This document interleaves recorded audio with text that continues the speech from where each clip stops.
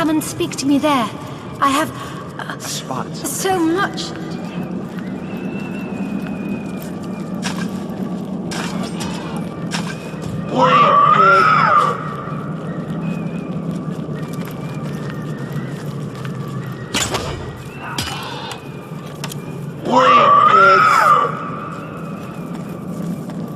Who goes there? Show yourself and raise your sword in the goddess's name.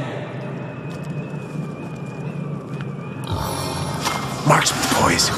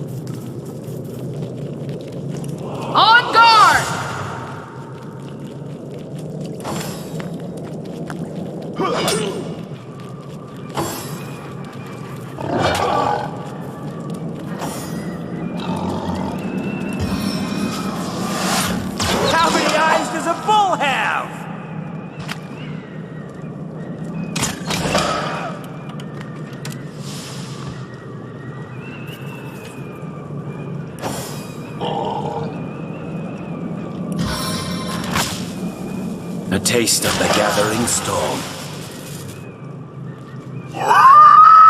Thank the blessed vegetarian! You've killed the butchers! But you were too late to save the rest of them. Too late to save the Guardian, too. I am the last alive. Can it be? The Guardian would weep to see such bloodshed in her sanctuary. I'm Puringer, one of the many wounded creatures the Guardian rescued from the forest and brought here to heal. I thought we'd always be safe in her custody, but now I'm alone here. Oh, my fallen friends. You mean you don't know? Cloaked figures, evil ones, came for the Guardian. They moved quickly, too quickly for any of us to escape. I can still hear the Guardian calling for Almina to flee, just as the butchers grabbed her. After they had gotten rid of her, they came for us. For sport, you know? What fun. I watched as they slaughtered each of my friends in turn, laughing like lunatics as those gentle creatures tried to flee.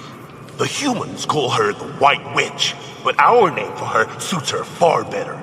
The mushrooms and herbs she grows here are imbued with her magic, and these she uses to brew potent medicines. How anyone could hurt her, it's unimaginable. The Guardian created this place, a sanctuary for any who seek its shelter. Not even these foul intruders, try as they might, can taint her goodness. One of the cloaked brutes pulled a terrible trick. waded knee-deep into our lake and spoke a strange spell. Then the intruders dragged the Guardian into the water, and the lot of them simply vanished. Where they took her, a humble boar can hardly speculate. My only comfort is that Almina jumped in after them. Perhaps she's watching over the Guardian even now.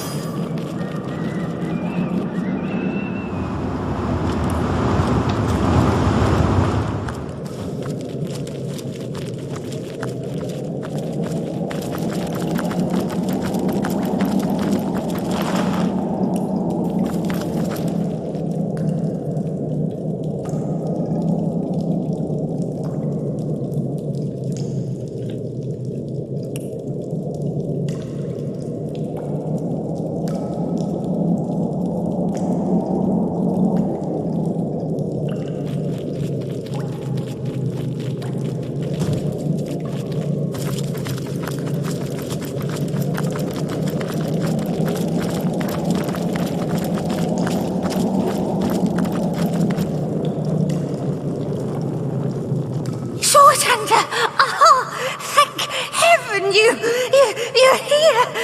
Ikara, the witch! She's been taken! Immaculates, they're everywhere! Ikara, she's been kidnapped, taken, carried off by murderers! It's Leandra, that much I know for sure. She's been plotting her revenge for years now. I told Ikara, but she wouldn't believe it. And now look, the grotto's overrun with murderers. Ikara's been kidnapped, and gods know what else Leandra's planning. 2 reasons, 2 very terrible reasons. Don't you know? These Immaculates aren't to Leandra alone, the conduit, my hiney. Second, Leandra's had it out for Ikara for 2 long years. When she left here, she was a hate machine. Eyes blazing, steam coming from her nose, almost. Why, I lived among them both for years. Leandra and I never quite took to one another, but Ikara is my protector, my friend. Some years ago, a wizard came to join them here, Xandalore. He and Ikara fell in love, which drove Leandra batty.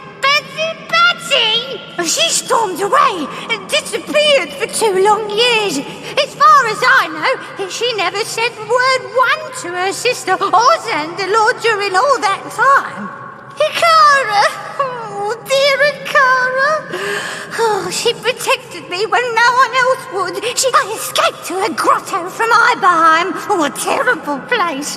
I get the shivers just thinking about it. I begged her for asylum, and she agreed before I'd even finished my plea. Oh, dear Ikara! Survived torture, enslavement. Hundreds of my brothers toil there still, building the king's mazes and prisons, and that is just when they've taken her, Sword Hunter. They've taken Ikara to that frigid abyss. Yippee! Will you go then? Will you find her? To the lake then, friend. The lake. It can be used for rift travel between this realm and that. Haven't you had to look around? This place is infested with immaculates. They'd just as soon slit my throat as blow their noses. Yours too, you know. You're telling me? Please, Sword Hunter, you must find Ikara.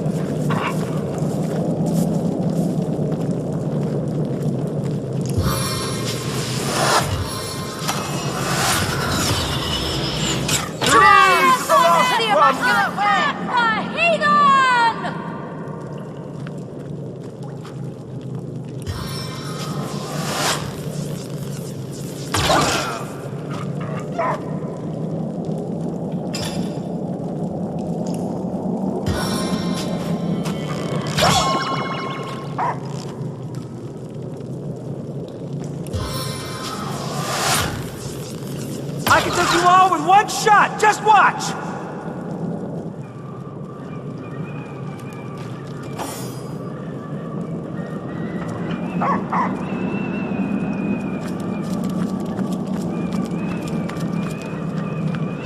Yeah.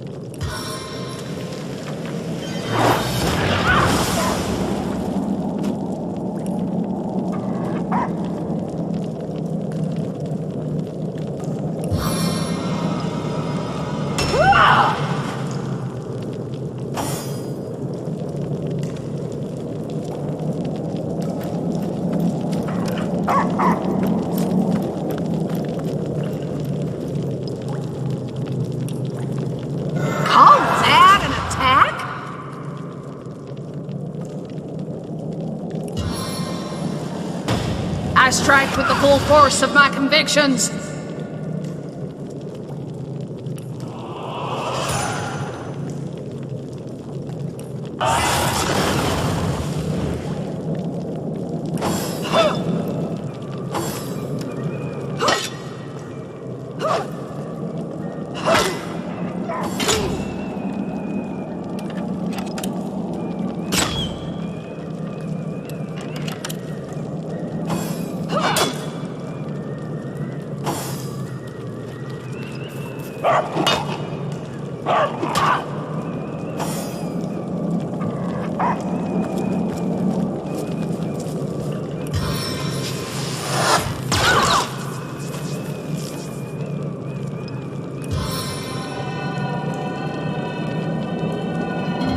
First aid!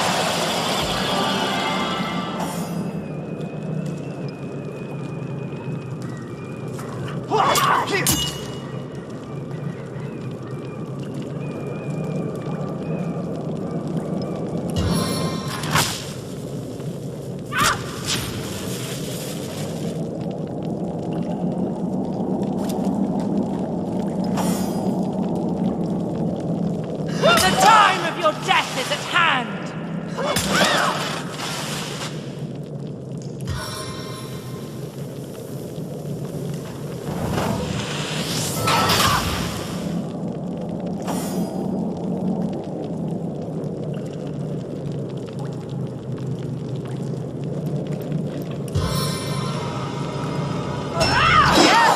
Is its own deliverance!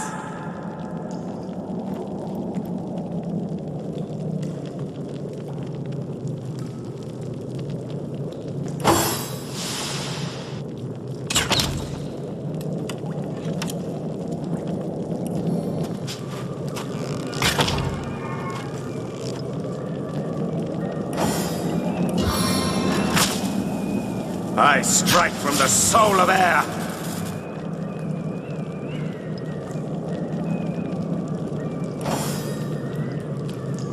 A weak voice addresses you. It seems to emanate from the lake's depths. By the morning mist, you've made it. Time is short, Source Hunter. You must come. I must tell you, the Guardian is here. Here in this strange plane. I am Almina. Friend to the White Witch. But we peaceful souls were attacked, chased, and she was dragged into this strange dimension. Part of Fairy, it must be. I came to find her, but it's too late.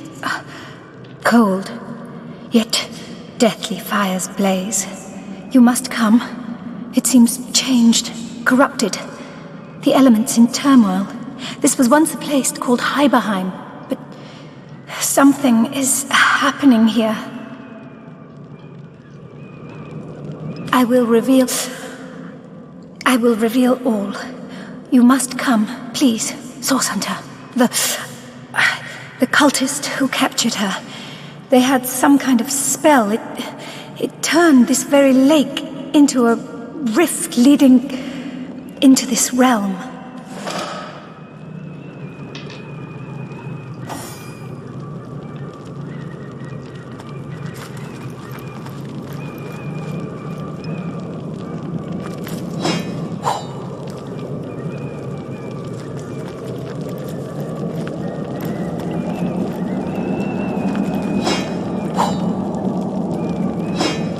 Fortune!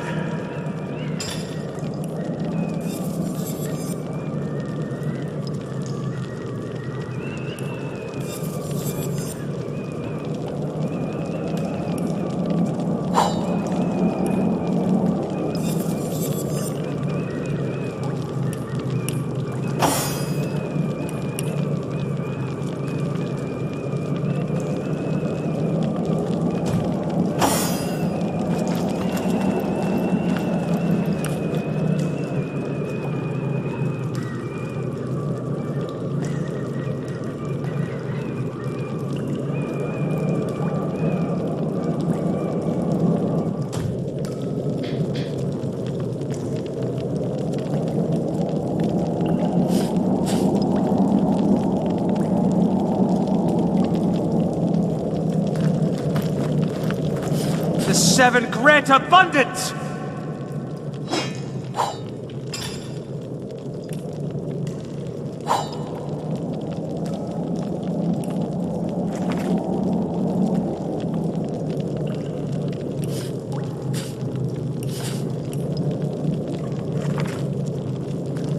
The spell has worked. But how can we be sure we're not walking into an ambush? We've made it this far. I doubt whatever lies beyond that rift can stop us now.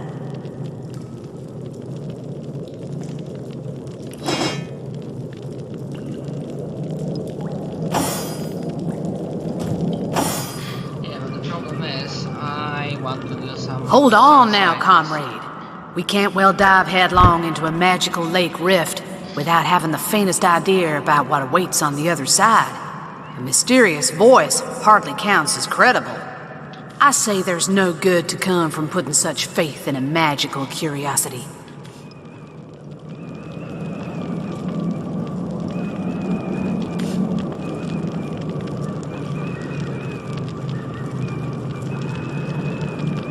One wants to wander into the unknown, blithe as a toddler, and the other finds some wisdom in old Medora's cautiousness, it seems.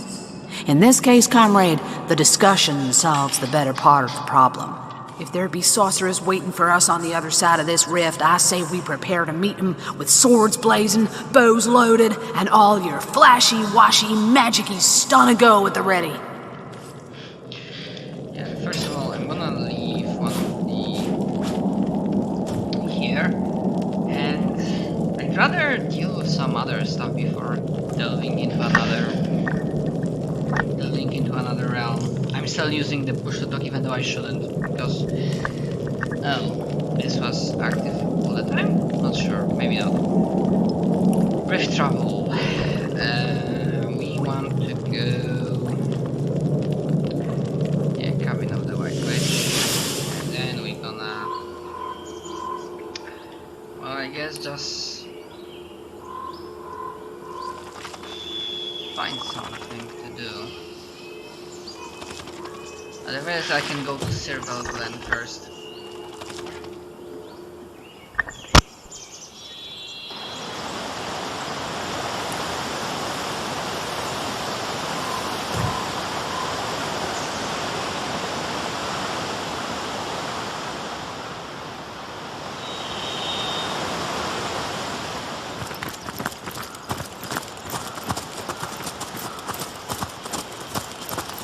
You there! Your night ship! Oh, please, come to our aid! My wife and I are stranded here! Oh, we're refugees, my liege. Two of the far too few souls that managed to escape Hunter's Edge when the orcs invaded. We were hoping to reach Silverglen, but we were attacked by highwaymen. Those devils would have scalped and skewered us if it hadn't been for Alfie. Oh, the brave creature bit one of them in half, though not before being frightfully wounded himself. Oh, it was naught but a small stop for trading folk along the long road south to Sicil. Well, we got along all right, but now our little home's finally been undone. Orcs invaded, and the source hunter who was meant to protect us didn't save a one of us. Bravest beast of burden in the borough is Alfie, but the poor blighter's bleeding like a stuck pig and can't move no more, which means we can't move no more either. Why, it would be folly to abandon a bandit killer in a wood full of bandits now, wouldn't it, your night ship? Besides, all our worldly wealth is strapped to his back. We'd be destitute without it. And yet, we can hardly stay here forever. Silverglen is close enough to see the chimney fumes from here. Mara absolutely refuses to leave Alfie's side, and like I said, I'm inclined to agree with her.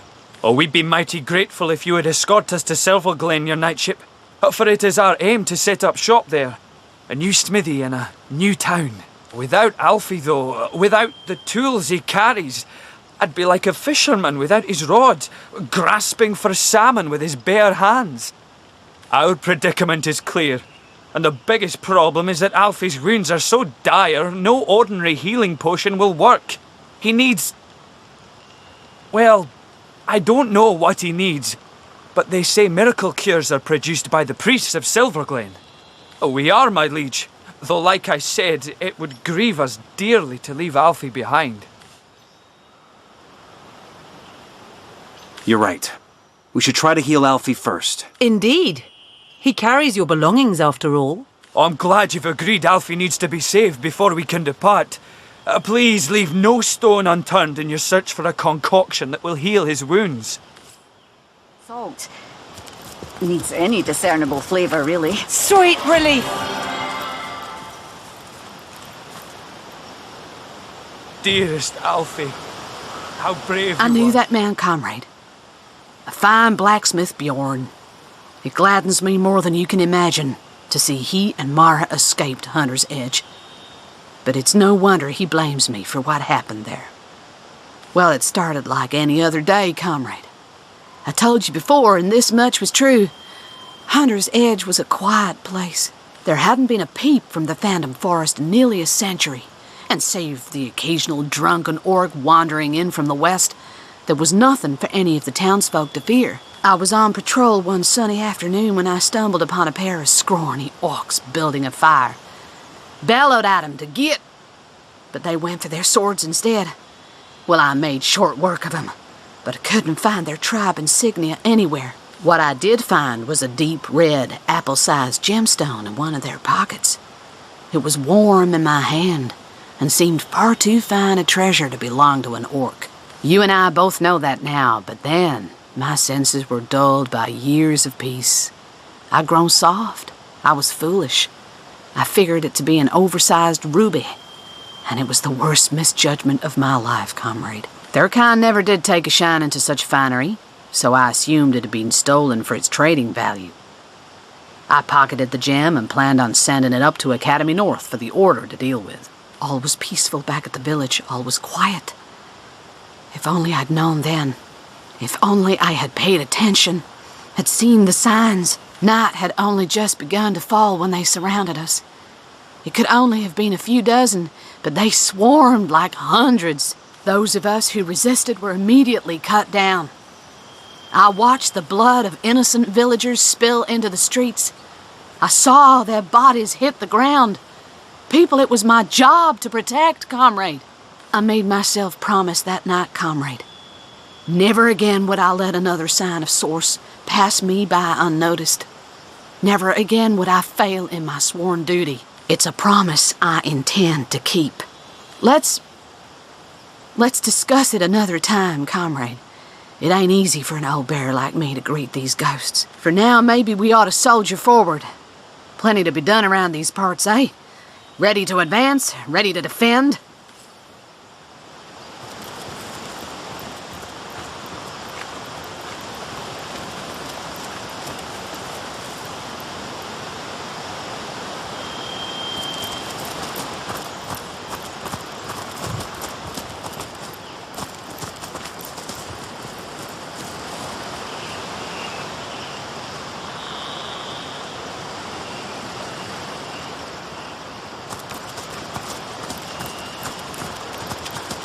In the name of the goddess, halt!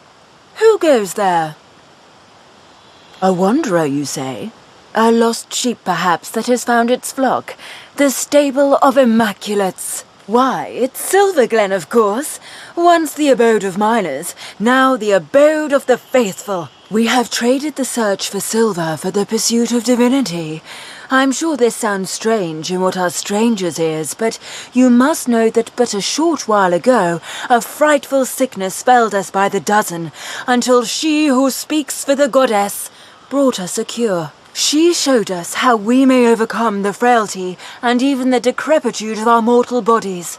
This is why we now live a life of devoutness and civility, so that we may become immaculate. But I suggest you talk to Father Loik if you want to learn more about the ways of the goddess. Be welcome, therefore, to Silverglen. Blessed be all Immaculates. The world The is not Immaculates here seem to be a friendly enough bunch. Beware it. Seem being the operative word. Let's remain vigilant. The degenerates here claim they have been cleansed. But I can still smell the stink of persisting putrescence wafting from their grimy flesh. Silverglen. This place sickens me. As you know, I once carried the burden of disease upon emaciated shoulders. Perhaps I had better explain in greater detail. Yes, let's get this over with. Once upon a time, I was a king in a land. I was a young king. I knew my life as... And so a handful. But then one day, a young woman visited my kingdom. Hiraka. Oh, and yet, true happiness. It was an unparalleled horror. Scores of physicians flocked to my bedside. but none of their potions took effect. It went like this, Hunter. If a ghoul I had become, so a dark turn of thought convinced me, a ghoul's methods I should employ to escape the labyrinthian crypt of corporeal corruption. A necromancer I'd be. Yes, only from deep within the deliriums of death would I tunnel my way back into the gardens of life. I did unspeakable things in the dusky dungeons that twist like forgotten veins to long-deceased organs far beneath my castle's sunlit halls. Halls which held my throne and held the bed upon which Heraka slept, her very touch blessing the satin she reposed upon. Still there came no relief. Perversions I created in scores, but they were mere undead all. Creatures so piteous that the thought of cheating death in their guise frightened me more than the swing of the scythe itself. Like mosquitoes in the night, panic and despair beset me until I turned to that dark